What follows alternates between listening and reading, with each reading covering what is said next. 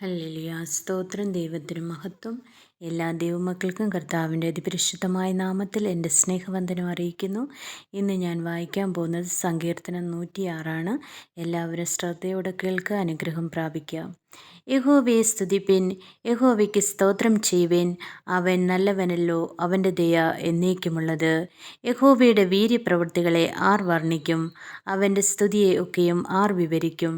ന്യായത്തെ പ്രമാണിക്കുന്നവരും എല്ലായ്പ്പോഴും നീതി പ്രവർത്തിക്കുന്നവരും ഭാഗ്യവാന്മാർ. യഹോവേ, നീ തിരഞ്ഞെടുത്തവരുടെ നന്മ ഞാൻ കാണേണ്ടതിനും നിന്റെ ജനത്തിൻ്റെ സന്തോഷത്തെ സന്തോഷിക്കേണ്ടതിനും നിന്റെ അവകാശത്തോടുകൂടെ പുകഴേണ്ടതിനും നിന്റെ ജനത്തോടുള്ള കടാക്ഷപ്രകാരം എന്നെ ഓർത്ത് നിന്റെ രക്ഷ കൊണ്ട് എന്നെ സന്ദർശിക്കണമേ. ഞങ്ങൾ ഞങ്ങളുടെ പിതാക്കന്മാരെ പോലെ പാപം ചെയ്തു, ഞങ്ങൾ അകൃത്യവും ദുഷ്ടതയും പ്രവർത്തിച്ചു. ഞങ്ങളുടെ പിതാക്കന്മാർ മിസ്രയീമിൽ വെച്ച് നിന്റെ അത്ഭുതങ്ങളെ ഗ്രഹിക്കാതെയും നിന്റെ മഹദയെ ഓർക്കാതെയും കടൽക്കരയിൽ ചെങ്കടൽക്കരയിൽ വെച്ച് തന്നെ മത്സരിച്ചു. എന്നിട്ടും അവൻ തൻ്റെ മഹാശക്തി വെളിപ്പെടുത്തേണ്ടതിന് തൻ്റെ നാമനിമിത്തം അവരെ രക്ഷിച്ചു. അവൻ ചെങ്കടലിനെ ശാസിച്ചു, അത് ഉണങ്ങിപ്പോയി. അവൻ അവരെ മരുഭൂമിയിൽ കൂടി എന്ന പോലെ ആഴിയിൽ കൂടി നടത്തി. അവൻ പകയൻ്റെ കയ്യിൽ നിന്ന് അവരെ രക്ഷിച്ചു, ശത്രുവിൻ്റെ കയ്യിൽ നിന്നും അവരെ വീണ്ടെടുത്തു.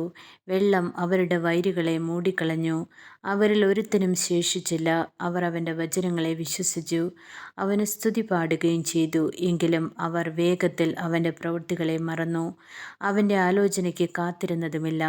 മരുഭൂമിയിൽ വെച്ച് അവർ ഏറ്റവും മോഹിച്ചു, നിർജ്ജന പ്രദേശത്ത് അവർ ദൈവത്തെ പരീക്ഷിച്ചു.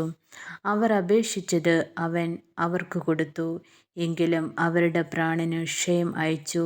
പാളയത്തിൽ വെച്ച് അവർ മോശയോടും യഹോവയുടെ വിശുദ്ധനായ അഹരോനോടും അസൂയപ്പെട്ടു.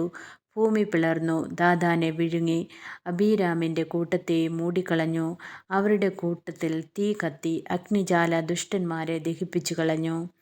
ആമേൻ. ഹല്ലേലൂയ. സ്തോത്രം. ദൈവത്തിന് മഹത്വം. ഹല്ലേലൂയ.